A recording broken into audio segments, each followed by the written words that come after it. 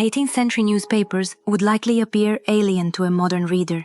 If you were to open one of the hottest, most sought-after news sheets of the day, then instead of dynamic headlines, subheads, or illustrations, you would find columns of crowded type recounting long-forgotten events in a style akin to a dull research paper. Yet, to contemporaries, these dense texts were passionately exciting reports. Although 18th century is notorious for its flood of printed word, some laudable, some not so much, the production of these journals was inherently limited by the wooden hand press, a technology largely unchanged since Gutenberg's era, which lacked the capacity of Victorian power-driven machinery. Newspaper printing was a demanding profession too. The 8 workers at the Gazette de l'Aide kept a rigid schedule, working 20 hours on printing days, from 8 a.m. to 4 or 5 a.m. the next day, followed by at least a 4-hour shift for cleaning and redistributing type. It was quite grueling. The entire 8-page issue of the Gazette de l'Aide, typically comprising 2 4-page sections, the Ordinaire and a supplement, represented at least 3 man-days of typesetting work due to the minuscule petit romain and petit texte type used. However, it would not be fair to omit the fact that these men's, and sometimes women's, printing business was one of the few sectors still considered suitable for female apprentices. Jobs provided a regular income, often leading to long-term employment and benefits like retirement pay, a stark contrast to most trades of the era. News acquisition was a dance as complex as any reel in the assembly rooms. Editors like Jean Luzac, of the already mentioned Gazette de l'Aide, relied on a mix of sources: professional correspondence, manuscript newsletters, nouvelles à la main, diplomatic and political contacts, other newspapers, and even stories from interested private parties. Correspondents, often engaged in other activities, were paid regular sums for dependable news. Pascal Boyer, the Gazette de l'Aide's Paris correspondent from 1781 to 1789, was an experienced newsman with good social contacts, frequenting government institutions and potentially having sources within key political bodies like the Parlement de Paris. Governments, too, were expected to supply information about wars and public affairs. However, due to slow communication and limited financial resources, editors faced challenges in verifying information by cross-checking with multiple observers. War news was a priority for most papers. They always sold like hot cakes, even if they were often presented as dry catalogues of units and posts involved. That style only became more voluminous and often more emotional during the French Revolution. The Gazette de l'Aide notably treated parliamentary discussions as newsworthy, elevating the status of assemblies over monarchs, which does not seem radical to us today, but was seriously skirting the edge of the permissible back then. If the English press was rather infamous for its irreverence, in 18th century France, the prevailing assumption was that subjects had no right or need to know what their rulers were doing, or sometimes even what the laws of their country were. However, French kings, despite their absolute power, had rather paradoxically clumsy administrative tools for implementing their will. Many officials had purchased or inherited their offices tasked with such matters, making them difficult to remove even if they refused to obey royal edicts.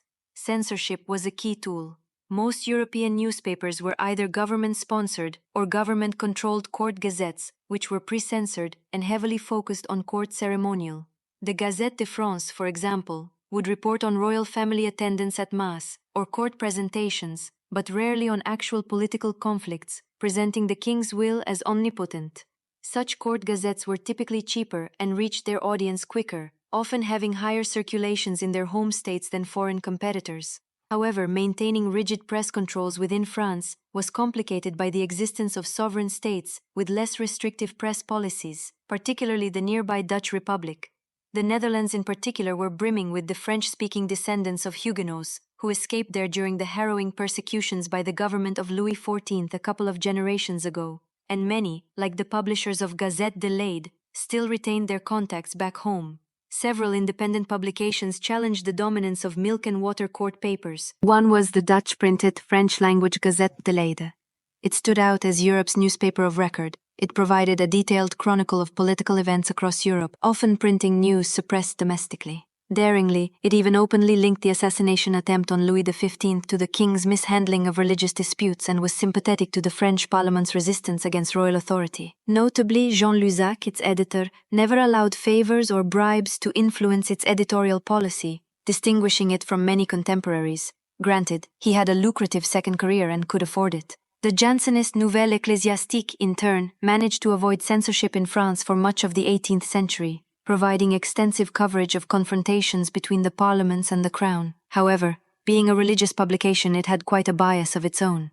Other international gazettes, like the London-based Courrier de l'Europe, were often tightly controlled by the governments that subsidized them, leading to a reputation for servility and incomplete pro-ministerial reporting on French affairs. Similarly, the Prussian-controlled Courrier du Bas-Rhin, while lively, adopted a pro-Prussian line in international affairs. Beyond printed newspapers, manuscript newsletters, nouvelles à la main, thrived, at least in big cities. These handwritten bulletins offered quicker delivery and the lure of being free from censorship, although police surveillance was still a reality. They often contained personal anecdotes and gossipy comments about public figures that printed gazettes avoided, resembling the scandalous paragraphs of the English press. However, they could be quite costly, hard to distribute, and harder to produce. They also lacked the verifiable credibility of printed gazettes, often relaying unverified rumors. The flexibility of pamphlets also allowed them to evade censorship more easily. They could vary in length, style, and topic, serving as crucial vehicles for political opinion,